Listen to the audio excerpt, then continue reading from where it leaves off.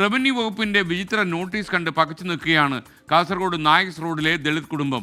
90 കൊല്ലമായി താമസിക്കുന്ന ഭൂമിയിൽ നിന്ന് 3 ദിവസങ്ങൾക്കകം ഒഴിയണമെന്നാണ് ആവശ്യം, അല്ലെങ്കിൽ ഒഴിപ്പിക്കൽ നടപടി സ്വീകരിക്കുമെന്നാണ് നോട്ടീസ് പറയുന്നത്. സ്ഥലത്തിന് സർവേ നമ്പർ ഉൾപ്പെടെ നൽകിയിട്ടുണ്ടെങ്കിലും അങ്ങനെ ഒരു സ്ഥലം ഇവർക്ക് അനുവദിച്ചതിൻ്റെ രേഖകൾ ഫയലിലില്ല എന്നാണ് RDO പറയുന്നത്. അടെല്ലാം ഇടിഞ്ഞ് പൊളിഞ്ഞ് വീണം കൊണ്ട് ഒരു ഇട വെച്ച് തിന്നാൻ വേണ്ടിച്ച് ഒരു മേശ വെച്ചിട്ട് ഇട വെക്കുന്നുള്ളത്. ഇപ്പം ഇതൊരു റൂമിൽ രാത്രി കിടക്കുന്ന അവസ്ഥ കാണണം.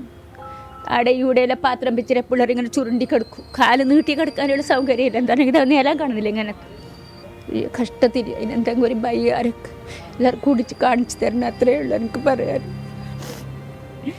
കൈങ്ങ നടക്കാനും ഇപ്പം കഴിഞ്ഞില്ല, നടു ഇതായിട്ട്.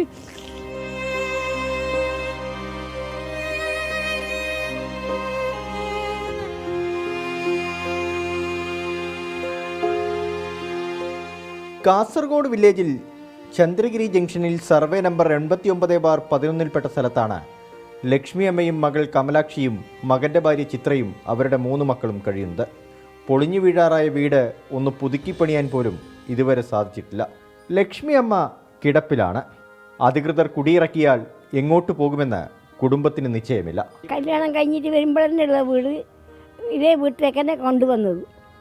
അത് ഞങ്ങൾക്ക് വഴി നിൽക്കാനും പോകാനും സ്ഥലമില്ല എന്ന് പറയുമ്പോൾ ഞങ്ങളോട് പറഞ്ഞ് നിങ്ങൾ ഇവിടെ നിൽക്ക് അങ്ങനെ പറയുന്നത്. അവർ ഉണ്ടെന്ന് ഏതോ ഒരു നാട്ടിലുണ്ട് വരുമ്പോൾ എനക്കറിയില്ല. അവിടെ കഴിഞ്ഞ മാസം 5-നാണ് താലൂക്ക് തഹസിൽദാർ ഒപ്പുവെച്ച നോട്ടീസ് കുടുംബത്തിന് ലഭിച്ചത്.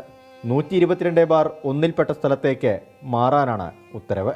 എന്നാൽ ഇതേ സർവേ നമ്പർ പ്രകാരമുള്ള സ്ഥലം സംബന്ധിച്ച വിവരങ്ങൾ ആരാഞ്ഞ് വിവരാവകാശ നിയമപ്രകാരം നൽകിയ അപേക്ഷയ്ക്ക് ലക്ഷ്മി അമ്മയുടെ പേരിൽ ഭൂമിയില്ലെന്ന് ജൂൺ 28-ന് മറുപടി ലഭിച്ചു. ഞങ്ങൾക്ക് വേറൊരു സ്ഥലം അവർ കാണിച്ചു തന്നിട്ടോ ഒന്നുമില്ല. ഞങ്ങളറിവിൽ ഒരു സ്ഥലവും ഞങ്ങൾക്ക് ഇല്ല. ഒരു ദേശാന്തരി പോലെ ആയിട്ട് ഞങ്ങൾ ഇവിടുന്ന് ഇറക്കി വിട്ടാൽ തെരുവിലേക്ക് ഞങ്ങൾക്ക് പോയി താമസിക്കാനുള്ള പറ്റില്ല. ഈ ജമ്മി അവരോട് പറഞ്ഞിട്ട് വേറെ സ്ഥലം ഉണ്ട് എന്ന് പറയുന്നത് അവിടെ എടുത്തു വെച്ചിട്ടുണ്ട് ഇവർക്ക് 10 സെൻറ്റ് സ്ഥലമെന്ന്. അവർ വായാൽ പറഞ്ഞതല്ലാതെ അതിനുള്ള ഒരു രേഖയോ ഒരു കാര്യങ്ങളോ ഒന്നും ഞങ്ങൾക്ക് കിട്ടിയിട്ടുമില്ല. ഞങ്ങൾക്ക് അറിവുമില്ല. ഭൂമിയില്ലാത്തവർക്ക് അവരുടെ അപേക്ഷ പരിഗണിച്ചാണ് സർക്കാർ ഭൂമി അനുവദിക്കുന്നത്.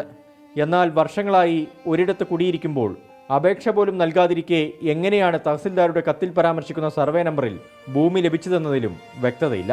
നിലവിൽ താമസിക്കുന്ന ജന്മി നൽകിയ ഭൂമിക്ക് പട്ടയം അനുവദിക്കണമെന്നാവശ്യപ്പെട്ട് വർഷങ്ങളായി ഈ കുടുംബം ഹൈക്കോടതിയിൽ കേസ് നടത്തുന്നുണ്ട്.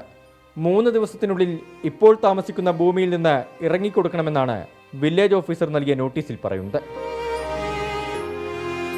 24 കാസർഗോഡ്.